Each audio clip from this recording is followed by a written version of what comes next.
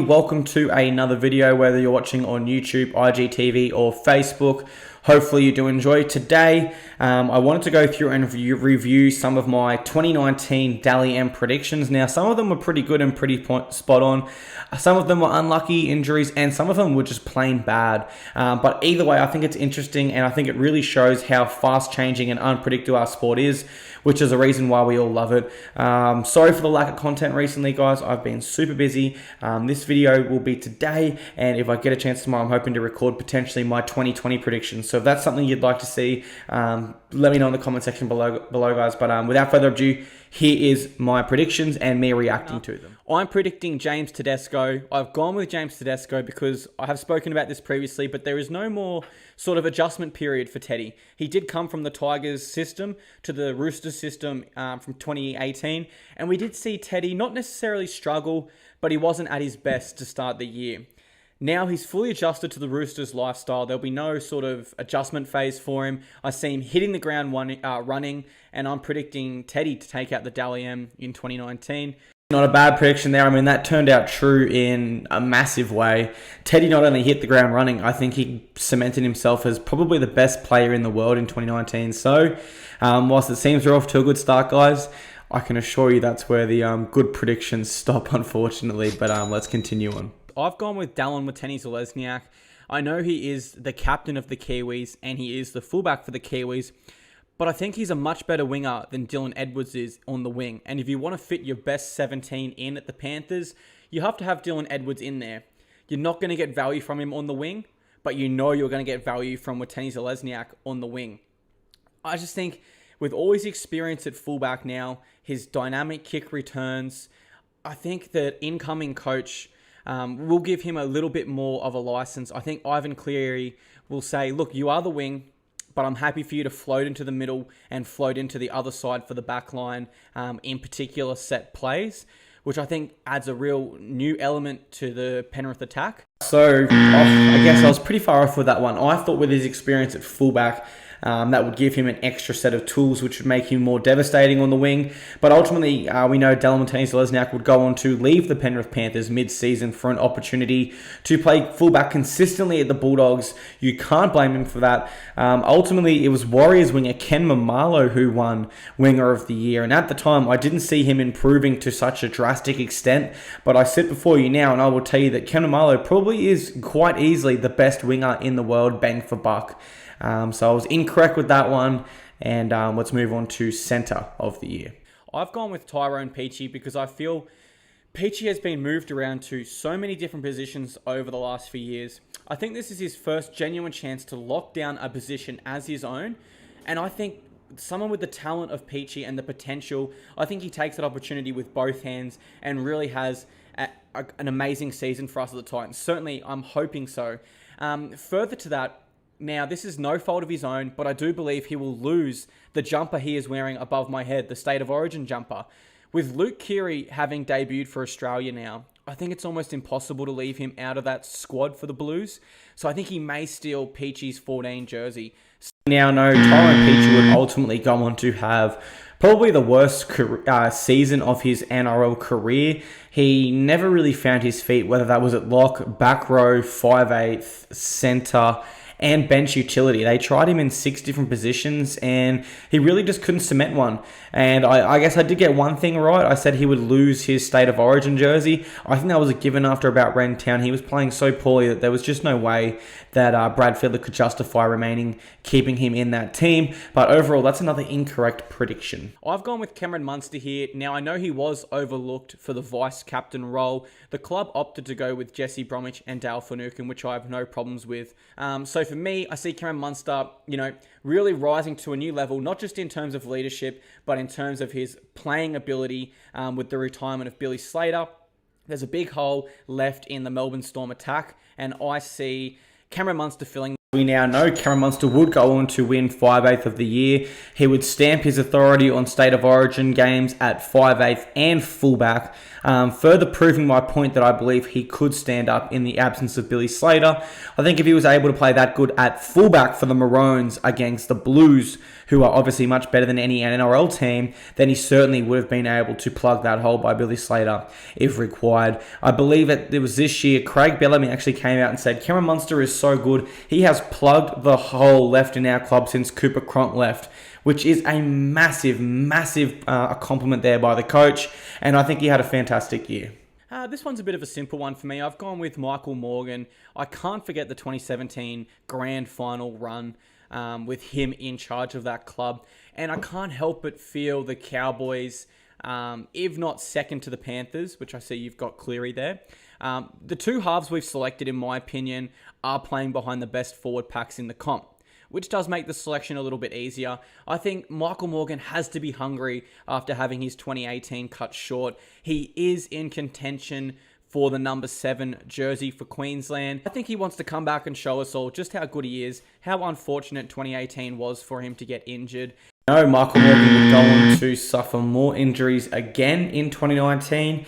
He didn't play the full season nor cement that Maroons number 7 jersey. That went to Daly Cherry Evans, who is now the captain also, so it'll be tough for him to get that back next year. Although I was wrong with this prediction, Mitch Moses was fantastic all year. He thoroughly deserved that award. I do think I'm prepared to make this prediction again for 2020. I don't necessarily see Michael Morgan being halfback of the year, but I believe if he can stay healthy, then he will have a fantastic season. He's just going through a really tough time with injuries at this stage in his career. I've gone for Fifita because when we look back to 2018 when the Sharks pack was diminished, Gallen was injured, Lewis was injured, and so was Wade Graham. Fifita was named captain for that period, or at least that game there, and he put up some of his best stats that year. I believe he ran for around 200 metres. Now, one game is very different to 25 rounds of action, but Fifita does find himself in a situation where he has previously thrived. Graham is out injured until round 13, and Luke Lewis is now retired. So Fifita finds himself in a situation where he's performed so well in the past. He's the reigning prop of the year. I expect him to defend that title. I think you're confident with the prediction. A young teenager named Payne Haas comes out and has probably the best rookie season I've ever seen in my life. He took out Rookie of the Year and Prop of the Year. He made his State of Origin debut. He made his Australian Kangaroos debut. He was the Broncos Player of the Year.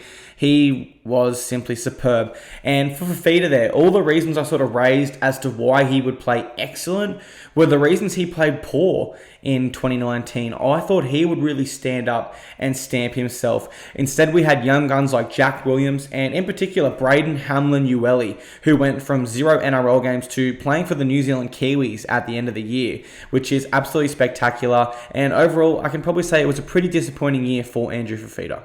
Had a little bit of a slow start, has a whole season of consistency under his belt, just signed a monster deal. Australian, New South Wales Blues hooker, clearly the best hooker in the world for me. In the game. Maybe you could say Cameron Smith is rivaled with that. I would certainly agree with that argument, but we'll go top 2 hookers in the world. Yeah. So not too much to say there, guys. He's our selection for hooker. Just as you think Damien Cook's on this upward trajectory, he's on an upward spiral. Cameron Smith's getting a year older. He might not be able to compete with Cookie next year. Cameron Smith comes out, wins Hooker of the Year, comes second in the Dally M, only to James Tedesco, who had an amazing year, and just reminds you just how good he really is. And I think you can sort of tell by the way I was talking there, not going too much into depth. I was very confident that prediction would pay off, but ultimately I'm incorrect again. Cameron Smith reminds us just how great he is. I've gone Big Billy Kickout because in some facet of the word, I would say he was almost robbed in 2018. For me, he was the standout second row of the year all year. All his performances on the field were pure class. And if we're talking forwards with X Factor, up there with Fifita, I would say Kikau is definitely top 5 in the world for forwards with X Factor. He runs such dynamic lines outside James Maloney and Nathan Cleary that I can't see anything, stopping this train. Kikau is going to continue this rise in form and have a great 2019 in my opinion. really tough prediction because whilst Viliami Kikau was injured throughout 2019, and you can't really factor in or predict that. It's a pretty unfortunate thing to want to predict for anyone anyway. But regardless, I believe if he did play every game, John Bateman would still have won second row of the year easily. When I did my Raiders predicted side last year, I actually had John Bateman in reserve grade at first with Luke Bateman in the team. I just never really seen him play besides a few games for England. And even then, I wasn't really noticing him as a standout above the rest of his team. I was more looking to Raiders players that I knew, like Elliot Whitehead, etc., etc. But the way John Bateman came into that team, and for me, there's just no questions he's the best back rower in the NRL currently. And I think if he continues this, I think he's 25 years of age, he could almost go down as the greatest Englishman to ever play in the NRL. It's a big call to make. I'm not prepared to make it just yet because Sam Burgess was so great, but he is certainly on the correct path. No controversial picks here, guys. We've got to go with Jason Taumalolo. I mean, what can we say about him, Oliver? Consistently 100, 150 meters. I don't know what else to say. He's the best lock in the world for me. Not too sure how this one worked, but Cameron Murray got lock of the year. And yeah, he was fantastic. He was great. But I believe Jason Taumalolo tied him in points. I think they were tied in Dally in points. So I'm not sure what the criteria is that actually pushed Cameron Murray above him. I'd be really interested if you guys knew to let me know in the comments section below. But for me, I probably would have still said Jason Taumalolo was the better lock this year. Statistically, he had a bigger impact on games, and I think while he was out for the Cowboys, they really struggled. I'm not going to say they make the 8 if he doesn't get injured, but I think they definitely finish higher. Losing him just took all the wind out of their sails, whereas Cameron Murray, he was great and he was influential for the South, but he was sort of a role player in the middle there, taking the fast hit-ups, being there ready for the offload, playing with high energy, whereas for me, Jason Taumalolo was the king or queen of the Cowboys chess piece, if that sort of makes sense. That wraps up the positions, and I don't want to hold you all day, so I'm just going to go through and tell you some of my other predictions. I thought Nathan Brown would win Coach of the Year. I thought with his contract, which was sort of he could be sacked at any time pretty much with no repercussions, I thought that would really bring out some great results in the Knights, wanting to play for their coach. Unfortunately, we know that wasn't the situation. I went with Adam Kieran for my Rookie of the Year. He played the first few games for the Warriors, but again was dropped. And I mean, how can you go past Payne Haas now for Rookie of the Year with what we know now? Jermaine Asako, I thought he would sort of have a year similar to Robert Jennings on the end of that Rabbitohs backline the year before. Ultimately, he got injured, was in and out of the team, but I thought he'd be the top point scorer on the back of that back line, plus being a goal kicker. And I had my top try scorer as Cory Thompson. I thought Malcolm Maguire would really go in and reinvigorate the Tigers' attack and really attack the edges there. And I thought Cory Thompson's a great finisher. He's someone that could benefit off that. But in the end, he sort of shifted to fullback halfway through the year. So again, I think this video proves just how tough it is to make these sort of predictions, guys. Now, I'm not sure if I'm going to go through and make them for the 2020 season. It's something I would really love to do, but I think it really depends on interest. I'm not going to go through and spend all that time on it. If it's not something you guys want to see, if you guys are interested, then of course I'm interested. I'm all in, but I don't want to waste your guys' time. And if you don't want to watch it, then what's the point? What are we doing here? So thanks so much for watching this video, guys. Hopefully you had a laugh or saw how bad some of my predictions were. And if not, if you don't think they're bad, then if anything, it just shows how fast changing rugby league is and why it really is the greatest sport in the world. It is so unpredictable, and absolutely anything can happen to anyone and any team, and that's what makes it so great, guys. So thank you so much for watching. If you want to leave comments, guys, I'll do my best to interact with you all, and I'll see you guys in a future video.